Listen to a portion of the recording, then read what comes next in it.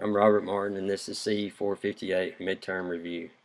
Question number 1 says the US 82 four-lane multi-lane segment, 2 lanes in each direction below, has a posted speed of 55 miles per hour, and the base free flow speed is 60 miles per hour.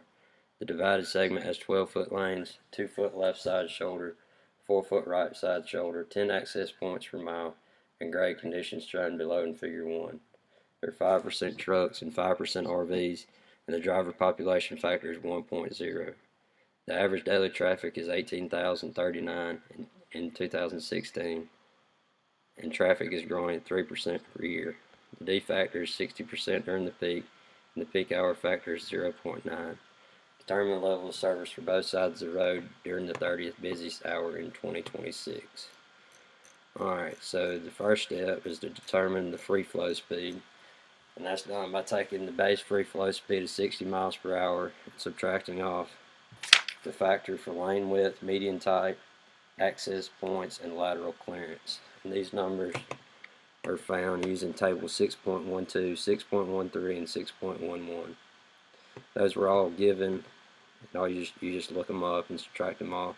It comes out to be 56.2, and that rounds to 55 miles per hour. Next, to determine the average daily traffic in 2026, you need to take the average daily traffic in 2016 and multiply it by 1.03 to the 10th. You do that because the traffic is growing at 3% per year for 10 years, and that comes out to be 24.3. Next, to find the DDHV, you multiply that number times the K value, which is found using this graph. Given in the problem, you just go over to 30 hours and then go up, and it comes out to be 0.11. Multiply that by the D factor of 0.6, which was given, and that comes out to be 1600. Next, to find the factor for heavy vehicles, divide 1 by 1 plus the percentage of trucks times ET minus 1 plus the percentage of RVs times ER minus 1. And these ET and ER numbers are found in the tables that were given. And the factor for heavy vehicles for the level lane comes out to be 0.966, and for the rolling lane it comes out to be 0.889.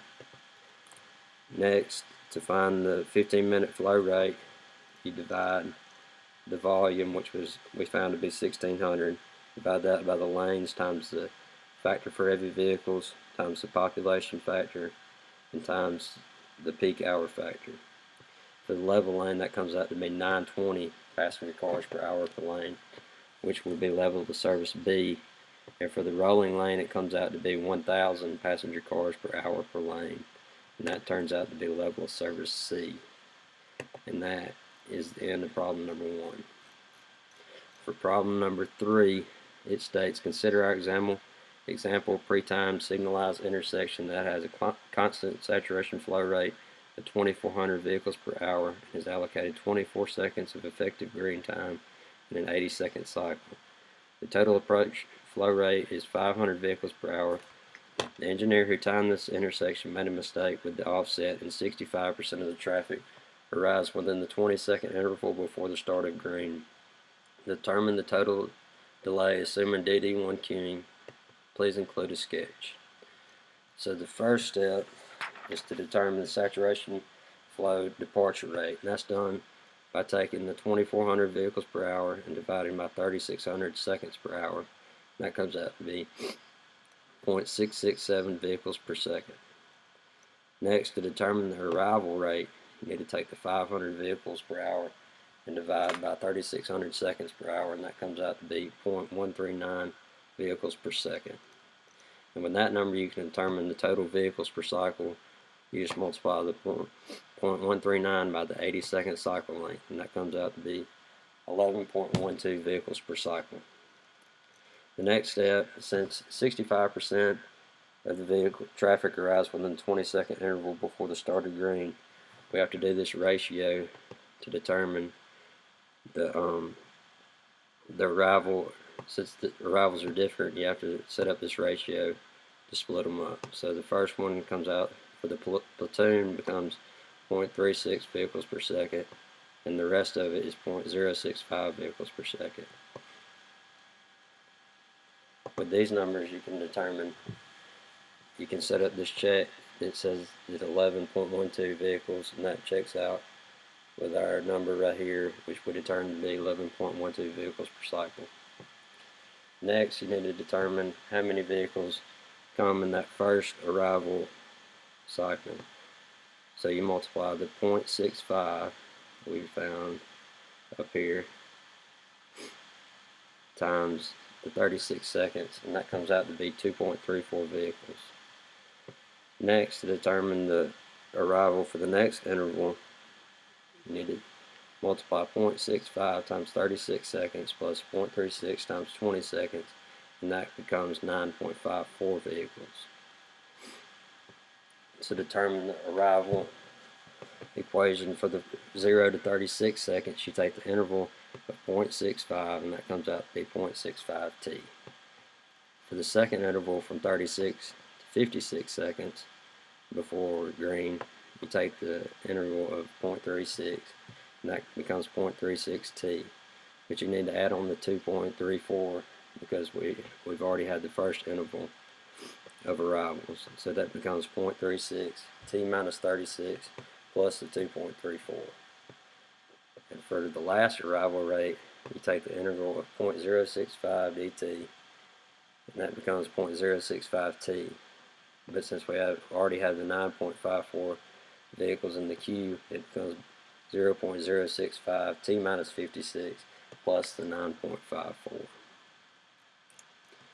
Moving on, the departure rate is found by taking the integral of 0.667 dt, and that becomes 0.667 t. However, we need to subtract off this 56 seconds we already have, so it becomes 0.667 t minus 56. The next step is to determine the critical point. This is the point where the arrivals and the departures are equal. So you set the arrivals greater than 56 equal to the departure rate and solve for t, and that gives you your critical time, which is 71.85 seconds.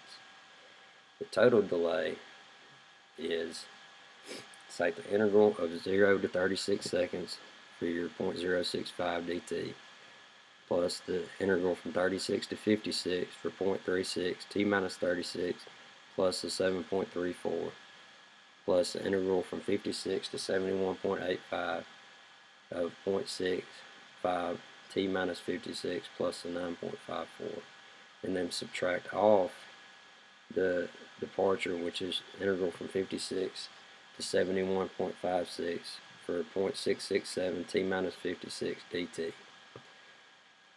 And once you work all these integrals out and add them up, it becomes the total delay for the queue is 236.5 seconds. And shown below is a graph that lays it out with the equations so you can better see it.